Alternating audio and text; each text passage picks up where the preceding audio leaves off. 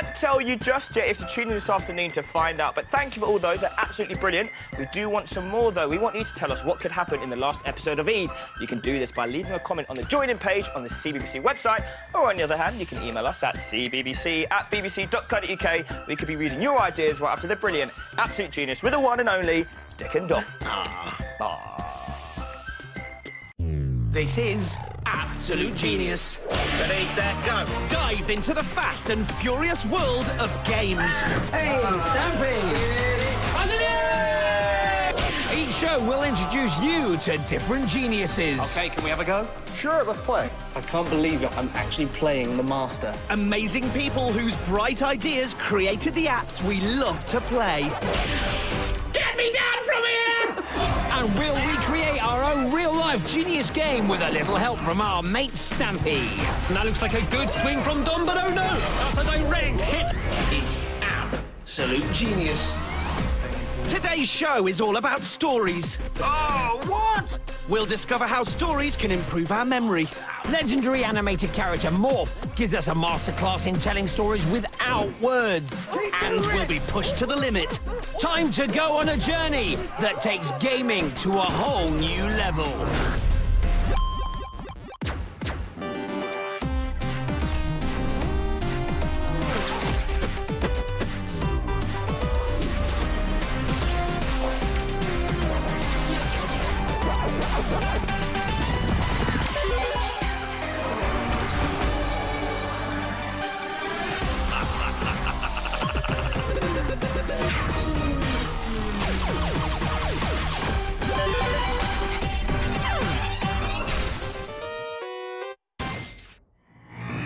Today's show is all about the genius of storytelling and how it's used in computer games. We're going to find out about how stories are made in books, on screen, and most importantly, in games. Inspired by three geniuses, we're going to be coming up with our own genius game later on in the show. So sit back, relax, and take a journey through the land of make-believe, where the only limit is your imagination. Storytelling is as old as mankind. Before TV, before books were published, before the wheel, people would sit around campfires telling stories. Today, games tell stories in as much detail as films. For example, the script for Star Wars Knights of the Old Republic took up 10 5-inch ring binders. But how do you come up with these stories? We thought we'd ask a writer whose books have sold 100 million copies worldwide and been translated into 25 different languages. Behold, the author of The Hobbit, The Lord of the Rings, and genius #1, J.R.R. Tolkien. We're in a library, for Pete's sake. Yes, sorry, Tolkien, yes. John Ronald Reuel Tolkien was an English writer and poet. He was born in South Africa in 1892, but moved to Birmingham when he was 3. As a child, he loved fairy tales, and he could read from the age of 4.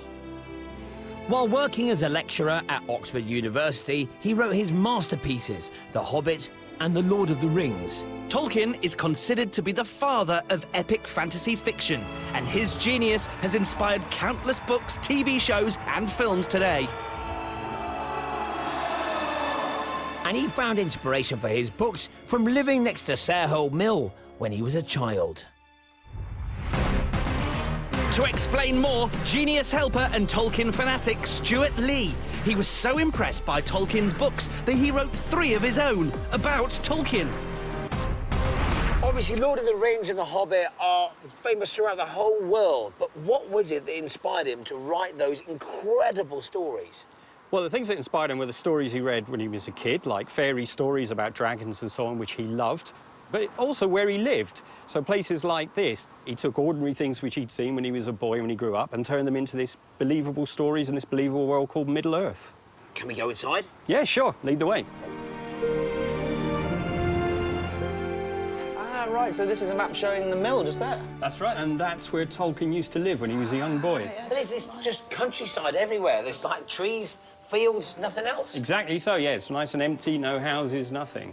But now if you come, here it is in the 30s, when Tolkien came here, you can see all the houses, and the mill is now sort of surrounded, and he really didn't like this. It showed this sort of village which he'd grown up as a boy had become, well, just like any other town. And how did that inspire any of the stories? Well, at the end of The Lord of the Rings, when the hobbits go back to the Shire, it's all been industrialised, and it kind of shows, like, what happened to Sarehole, his favourite place. So even the development of Birmingham in the 1930s inspired his stories? That's right, yeah. What he was seeing all around him in the 20th century, what was happening to Britain, all the beautiful countryside going, that's what The Lord of the Rings is about as well. Now, Stuart, I'm sure there's a lot of people who've been really inspired by Tolkien, but if they wanted to try and write a story as well, what are the main things they need to try and achieve? OK, so the main things you need, first of all, you need a hero, a character that sits central at the story. Then you need some form of setting. Where are you going to place it? You know, is it in something like Middle-earth? Then there's some form of conflict, something big that they have to try and do. And then fourthly, a resolution. Did they succeed in doing it at the end? And Tolkien takes all those things, but in both books, what he does, he puts everyone on a journey. So they're going somewhere to do something, and then they come back. You mean like Bilbo goes off to destroy the dragon and find the Arkenstone, but then Frodo destroys the ring? That's right, yeah, but on the way, they have loads of mini-adventures as well. So in The Hobbit, they meet the trolls, and then the spiders, and then the elves before they get to the dragon. So there's always little things building up to that big thing at the end. And actually, when you're playing a narrative computer game, it's a really similar principle, isn't it? Usually, there's a main character, the star of the game. They've got to try and defeat a baddie at the end, and along their journey, they come across lots of different obstacles, right? Yeah, exactly so, yeah. So, we've learned how to create amazing stories, but can a good tale be more than just entertaining? Is there science behind it? There's science behind us. Meet Fran, our resident genius scientist. She's got a habit of appearing just when we need her most. Fran, is there science in storytelling? And why do we use it to remember things? And why are we in a bits and bobs shop? Well, to answer all of those questions, I've got a bit of a game for you guys to show how a good story can help us remember things. He loves games. I like a game. He's not the right person. So, the aim of the game is we both have to remember the same 10 items. Go on then, Fran. Let's do this. Fran will list the items to me, Fan. but she'll put them in a story for Dig. I was going for a run, and when I run, I listen to music. Who will remember the most? Let the game commence. OK. Fan. Fork. MP3 player. Bear. Bamboo. There was a shoe. Right, Yes. And a fish. a fish. That's 10. No, that's 7. Now it's my turn. So I went for a run wearing trainers, and I was listening to my MP3 player, and I got a bit thirsty, so I had some water. Then I got hungry, so I went into a restaurant, but this restaurant stank of fish, so I ordered a sticky toffee pudding, which I ate with a fork, but the sticky toffee pudding was really hot like a kettle. So I cooled the kettle down with a fan, a blue fan, and, oh yes, a teddy bear appeared, and the teddy bear liked eating bamboo, so it brought some bamboo with it. It was amazing to see how the story, I could reiterate it straight away. It was as simple as that. Right, well, the thing is, your brain's made up of lots of different areas, right? And we think that memories are actually stored in the connections between those areas. So when I just gave you the items as a list, your brain was processing the words, but it wasn't processing the meaning of the words. And so it meant that there was only one area of your brain that was most active. But it was a little bit different in your brain. Because I was telling you the items within a story, that meant there was other brain areas that were active. It was more like the restaurant was the cue word for me rather than the object. Exactly. But the object came from where I was, what I was doing. Exactly, and so that meant that the different parts of your brain were active, and so that means there were more active connections. More active connections means more lasting memories. There is science in storytelling. There is. All right, well, cheers, Barry. You've been great. Her name's not Barry. What is it? Gary. All right, come on, Susan. So we now know what makes a good story and why they're so memorable. But how did they develop in games? The popularity of Tolkien's books made the fantasy genre massive in the 60s. It inspired Dungeons & Dragons, the first role-playing game where you could pick a character and have imaginary adventures in a dungeon. That went on to inspire early story games like Adventure and Zork. But because graphics were so basic, they had to be interactive stories. You typed in your actions instead of making the characters move with controls. Wait. Ah, piddle. Pretty much all games were based on reflexes or high scores, and that all changed in 1990. George Lucas, the creator of Star Wars, had the idea of setting up a company that would make games similar to films. Yeah, and one of the most successful games was the pirate puzzler, The Secret of Monkey Island. And the man behind it is our genius number 2. Ron Gilbert. Ahora, me hearties. Ron Gilbert was born in 1964 and was obsessed with technology and stories from a very early age. He was only 15 when he started programming his own games, and in 1990 he hit the big time when he created The Secret of Monkey Island. This game had a great storyline, lots of memorable characters, and told stories in a way the gaming world had never seen before. It was so great, it even went on to inspire the Pirates of the Caribbean films. Thanks to Ron Gilbert's genius, gamers could play through an interactive cartoon for the first time ever. To find out more about Ron Gilbert, we've come here to Bristol to Aardman Animations. It's the company behind Shaun the Sheep, Wallace and Gromit, and a heap of other blockbuster movies. Meet genius helper Merlin Crossingham. He's worked with some pretty legendary characters in the world of animation, including Morph. Merlin, why was The Secret of Monkey Island such a genius game? The Secret of Monkey Island was the first time that story and character came together and made a really big splash in the computer game world, and everybody loved it because it was engaging. So what's the big difference between writing a story and getting a story on screen? Once you've written your idea into a script, you have to take it from a piece of paper with writing on it, and you have to visualise it. You have to make it into pictures. So the trick is to make the pictures tell the story for you. We use a technique called storyboarding. But to tell a story with Morph, it must be even more difficult because he doesn't actually speak. I mean, he makes some strange noises. Yeah. But how do you get his expression out? Well, with Morph, and in fact with a lot of our famous characters like Gromit and Shaun, none of them speak. No. So it's to do with how they physically present themselves. And everybody, whether they know it or not, are experts in body language. If you know somebody close to you and they walk in and you know they're sad before they've even said anything, just because of the way they hold themselves physically. And sometimes it's only a really tiny subtle thing, like the way that people breathe when they're tired or when they're excited and happy. All of it tells the audience something. Now, I think we've been listening carefully. I think we understand fully what you're saying, and I sense there's a bit of homework going on here. What I'd like you to do is take one of our Morph scripts and have a go at storyboarding it out yourself. So if you kind of act it out for yourselves, then that'll give you a really good idea of what you need to show to tell this written story. OK. All right, Merlin, I'll come back later on, see how you got on. Okay. Cheers, Merlin. Right, cheers. See you in a bit. Bye. So, the first part of the story, Chaz is sitting and reading a newspaper. So, I don't know, something like this, maybe, with the feet up, do you think? So, I act out the actions. We can hear Morph hiccuping off screen. I do the drawings. So Morph isn't just hiccuping. With each hiccup, he turns into a different shape. A ball, train. Could be anything, couldn't it? And we add our own little spin on things. But how have we done on our very first storyboard?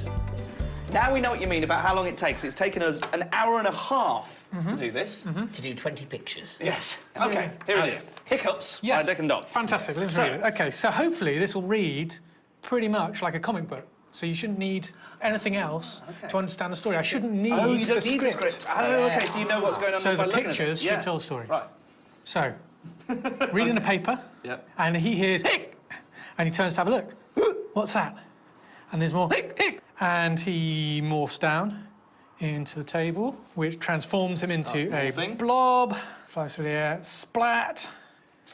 And then Chaz has an idea, and he goes off screen left. And then there's a clank boing and a rubber chicken and some nuts and bolts and springs.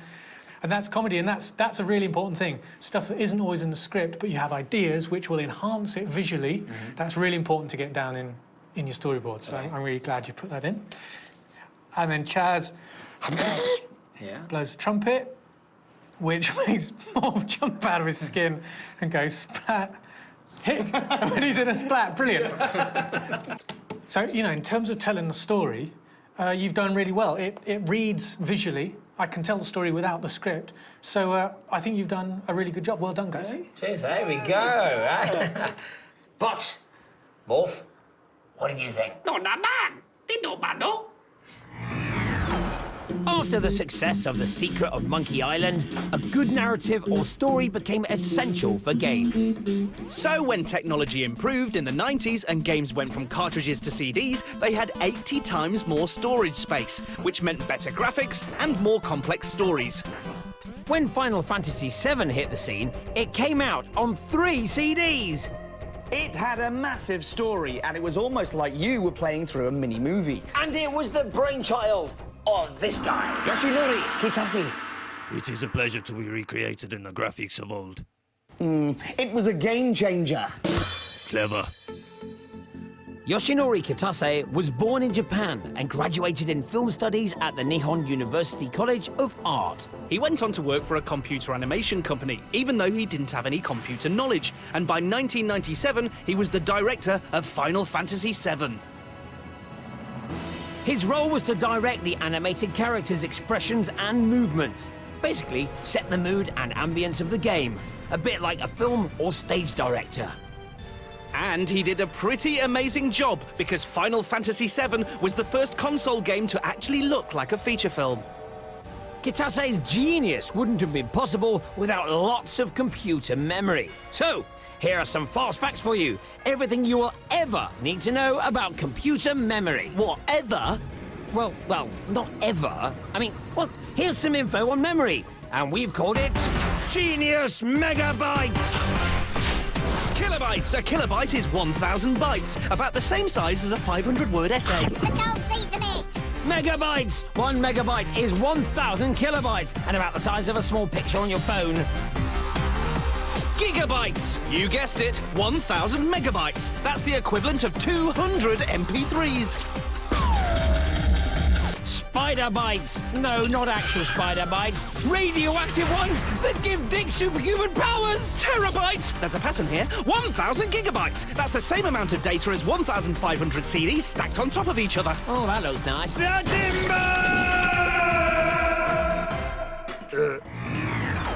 Thanks to Kitase's genius, games now had an emotional connection with players. Today, we've come to Surrey to find out about a new game that has taken this idea to a whole new level. Tearaway is a game where the player controls a messenger who's delivering a very important message.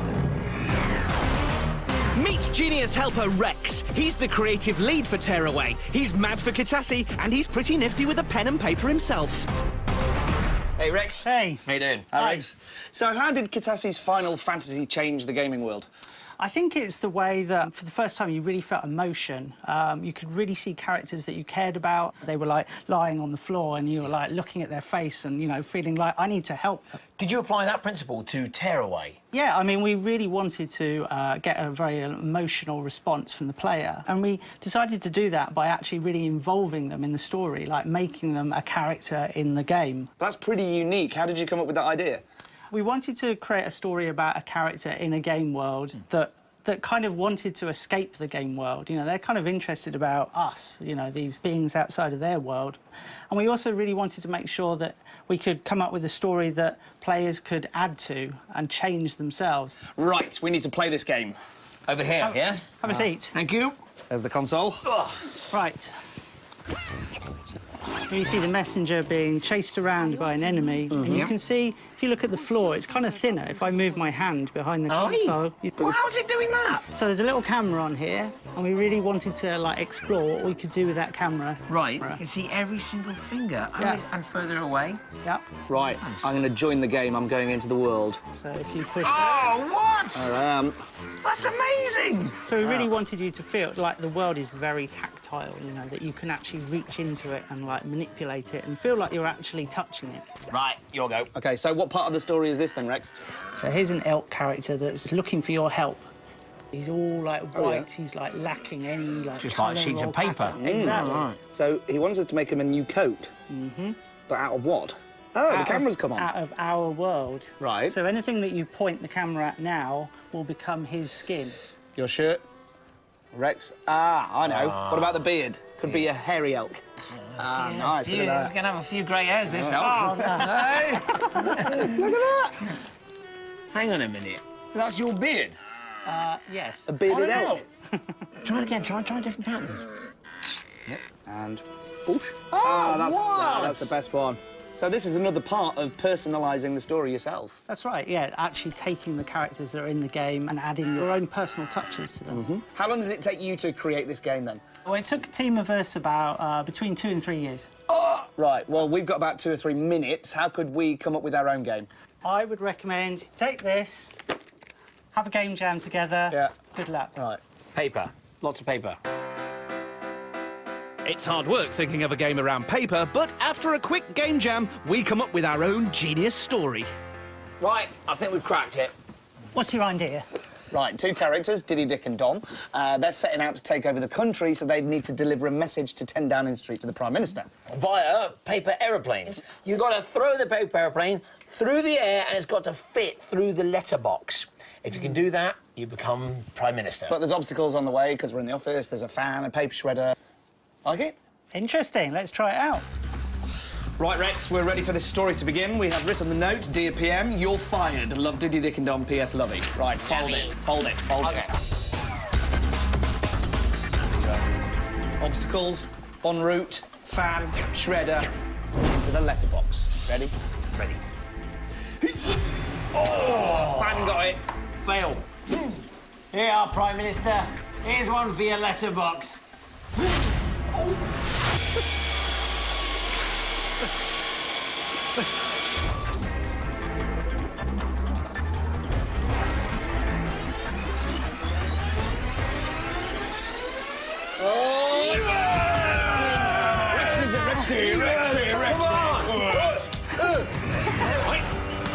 We've discovered that anything can inspire a story. Mastered the art of storytelling without words.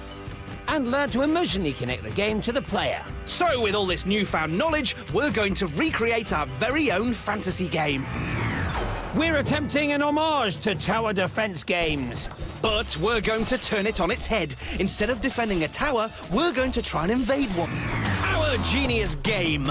Our mission, to save a damsel in distress. Our challenge, to overcome various obstacles on our journey. Our problem, the evil Lord Thunderpants and his revolting minions. We've come to Richmond in North Yorkshire, and we're better to overcome obstacles than an assault course. Meet genius helper and all-round taskmaster Will. He built the assault course and is going to run us through it. Hi, Will. Hi, Will. Nice to meet you. So, we wanted to try and recreate a computer game here in your lovely assault course, yes? What's going to happen? Well, actually, chaps, what you're going to do is the toughest assault course. Right. It's not a mamby-pamby assault course. And like a video game, you must stick to the instructions given. Right, we're not going to get dirty, are we? You will get absolutely filthy. Follow me, we'll start training. Here you go. All right. Take that. All right. Follow me. While we're training, here's a not-so-genius idea. It's the not-so-genius idea! In 1982, Atari spent $22 million buying the story rights to the blockbuster film E.T. Unfortunately, by the time the deal went through, they only had 8 weeks to make it. So when it came out, it was impossible to play. There were so many unsold copies, they had to be buried in a landfill. Rubbish! E.T. phone hook. It's time for our genius game. Our challenge is to vault the hurdles of doom. Well, they're just sticks, really, aren't they? Scale the mighty wall of terror. It's just a load of planks. Crawl through the deepest, darkest caves of Dragon's Teeth. It's a tunnel, really, isn't it? Across the chasm of lost souls. It's a rope swing. And defeat the evil Lord Thunderpants. Play with a giant sponge sausage. To rescue the beautiful Princess Gwendolyn. What, at a cheap Wendy house in the middle of a flipping field? And stopping us the evil Lord's revolting minions.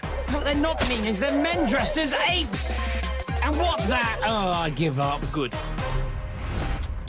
We want our genius game to be up there with the best, so we've asked Stampy, the Minecraft megastar, and one of the biggest gamers on the planet, to commentate.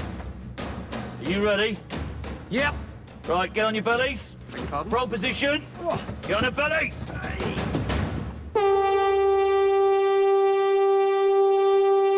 Hello, this This is Stampy, and I'm going to join you as we watch Dick and Dom trying to save the princess. But first, they're going to need to get over the hurdles of doom while the monkeys bombard them with dreaded water balloons. In all honesty, they seem to be enjoying themselves, but that's all about to change, as they are now just about to come up on the mighty wall of terror. Not to mention the confetti cannons.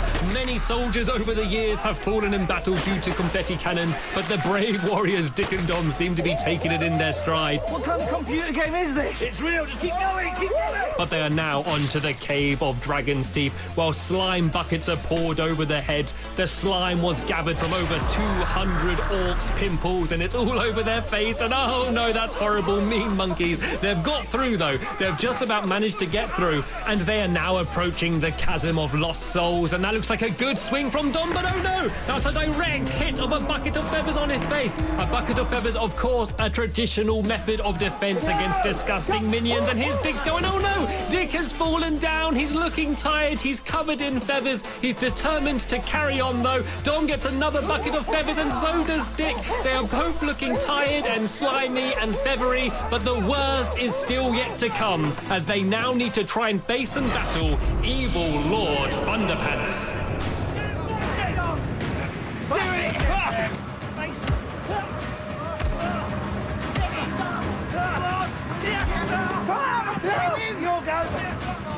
Get in there! Come on!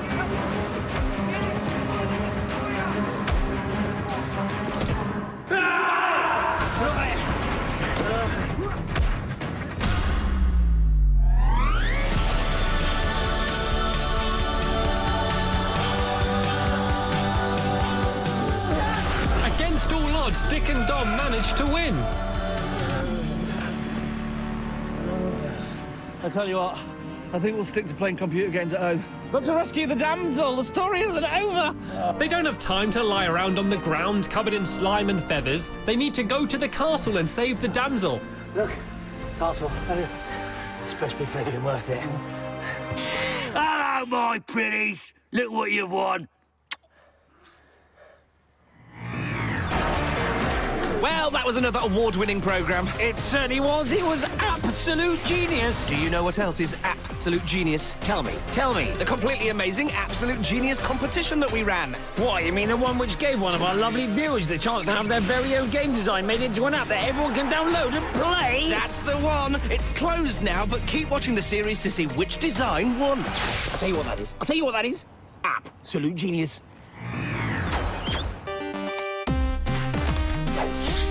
Do you like lovely? Oh, no, you gotta open the mouth when you talk.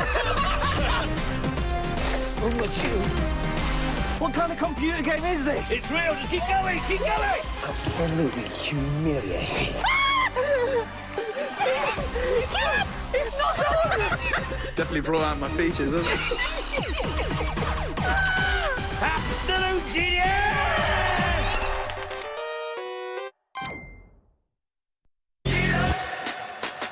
The wait is nearly over. Thousands of you entered our absolutely genius design and app competition. But there can only be one winner. Get set for the world exclusive, the premiere, the launch of Escargot Escape Artistes. We're going to go behind the scenes to see how the game was made. Whilst you're getting ready to download and play the game straight after the show. It's absolute genius. Join us for the final incredible episode, Absolute Genius, Thursday at 5 on CBBC.